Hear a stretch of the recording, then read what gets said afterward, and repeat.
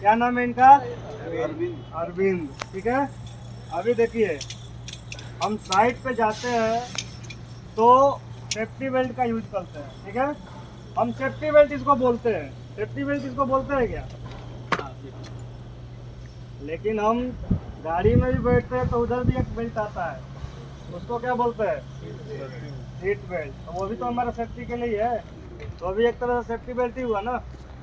इसको बोलते हैं फुल बॉडी हार्नेस। ठीक है, क्या बोलते हैं? फुल बॉडी हार्नेस, मतलब हार्नेस। ठीक है, ये पूरा बॉडी को ढकता है। ढकने के बाद ये क्या करता है? हमें सुरक्षा प्रदान करता है। कहाँ से? जब भी हम ऊंचाई पे काम करते हैं, वहाँ से हम जब भी किसी कारणवश हम स्लिप करते हैं या नीचे गिरते हैं, तो ये हमें हमारे जीवन को बचाता है, हमें डायरेक्ट नीचे नहीं गिरने देता है। ठीक है, ये हमें ऊपर हैंग कर लेता है। तो ये सेफ्टी बेल्ट जो हम पहनते हैं, इसका तरीका हमें मालूम होना चाहिए। हम हाइट पे गए लेकिन हम इसको गलत हम लेके पहन के गए तो क्या होगा? जब इसकी ज़रूरत पड़ेगी तो ये आपको काम आएगा क्या? नहीं आएगा।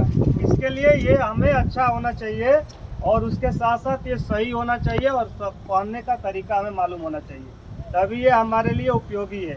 फिर उसके बाद जहाँ पे हम इसको फंसा रहे हैं, एंकर कर रहे हैं, वो एंकर का जगह भी हमें मालूम होना चाहिए कि वो एंकरिंग जगह हमारा कैसा है, तब ये हमारे लिए उपयोगी है और हम सुरक्षित हैं। ठीक है, तो मैं बता रहा हूँ संक्षिप्त भाषा में, ये क्या है? ये फुल बॉडी हार्नेस है। इसको जब भी आप लेके जाते हो, इसको क्या बोलते हैं? हुक है। हुक है, ठीक है, जो कि हम फंसाते हैं। ठीक है, ये जो भी हुक है, इसको स्कैफोल्डिंग हुक जैसा बोलते हैं। ये जो भी हुक है, जब भी हम लेके जाएंगे हमें चेक करना है, ये सही होना चाहिए। ये जाम हो जाता है, कभी कभी खुलता नहीं है। इसको ऑपरेट करने का तरीका भी हमें मालूम होना चाहिए। देखिए हम यहाँ से इसको दबाएंगे तो खुल रहा है क्या? नहीं खुल रहा है। कहाँ से खुलेगा? इसके पास से दबाएंगे तो खुलेगा। देखो खुल रहा है ना।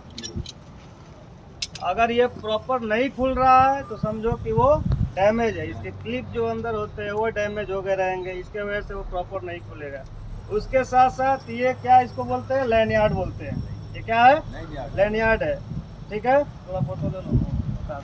लैनियार्ड है। ठीक है, ये जो लैनियार्ड है ये सही होना चाहिए, ना कटा होना चाहिए, ना जला होना चाहिए, ना इस पर पेंट लगा होना चाहिए। बहुत दिनों से भी ये रखा नहीं होना चाहिए, जिसके वजह से धूप में रखने से, बरसात में रखने से ये इसका स्ट्रेंथ जो है वो कम होता है। कम होगा तो जब भी इस पर झटका पड़ेगा, लोड पड़ेगा तो ये टूट सकता है। ये हमेशा इसमें देखो काला धागा दिया रहता है, ये धागा हमेशा देखना है। जब भी ये धागा अगर घिसा हुआ दिख गया तो समझो कि ये लैनियार्ड हमारे काम का नहीं है। उसके बाद ये ग्रिप है। जहाँ जहाँ ये ग्रिप बना हुआ, देखिए ग्रिप को कवर एक लगाया गया है ऊपर, और एक अंदर भी ग्रिप का कवर है ना, अंदर राउंड। ये होना ही चाहिए बेल्ट में। ये क्या होता है? ये डायरेक्ट स्टील से रोप टच नहीं करेगा, जिसके वजह से वो घिसते घिसते कटेगा नहीं। ज़्यादा दिन तक हमारा बेल्ट काम करेगा। इस पे जब लोड पड़ेगा तो ये वहाँ से किसी कारणवश हीट होके या कोई भी चीज़ होके ये डायरेक्ट जल्दी नहीं कटेगा। उसके बाद इसके जो भी यहाँ के सिलाई होते हैं ज्वाइंट पे, यहाँ पे एक कवर दिया होता है, यहाँ पे सिलाई होता है। देखे आप लोग सिलाई खोल के, वो अंदर जो सिलाई होता है उसका ये कवर होना चाहिए, क्योंकि काम करते करते वो सिलाई भी घिस जाता है और वो कमज़ोर हो जाता है, और जब इस पे आप लटकोगे तो वहीं से फट के निकल जाएगा। इसके लिए ये कवर भी हमें होना चाहिए। आप जब भी यूज कर रहे हो, देखो कवर निकल गया तो उसी में रहता है, आप उसको लगा सकते हो। ठीक है, अब लैनियार्ड हो गया। सेम पीछे घूम जाइए। ये सेम देखिए, अभी ये ऐसे सेम है, वैसे ही डीरिंग है। ये शॉक ऑब्जर्वर है हमारा, एनर्जी ऑब्जर्वर।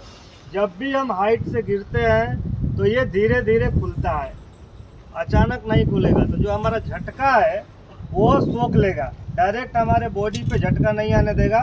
झटका ये सोख लेगा, 1 स्टेप में खुलेगा, फिर 2 स्टेप में खुलेगा, ऐसे खुल के ये फैलेगा, फटेगा, फैलेगा। हमारा जो एनर्जी है वो सोख लेगा, जो हमें झटका शरीर में आना चाहिए वो नहीं आएगा, इस पे आएगा, कम आएगा। इसके अंदर ये डीरिंग है, ये डीरिंग के पास भी हमें ये चेक करना होता है। यहाँ पे भी घिसने की वजह से ये पूरा स्ट्रिप कट जाता है, कटता नहीं है तो डैमेज हो जाता है। तो डैमेज हो जाएगा, जब लोड पड़ेगा तो ये टूट जाएगा वहाँ से। ये मेन रूप से इसको बहुत ध्यान देना होता है। ये अंदर से फट जाता है, ये अंदर से फट जाता है, क्रैक हो जाता है, लेकिन हम ध्यान नहीं देते।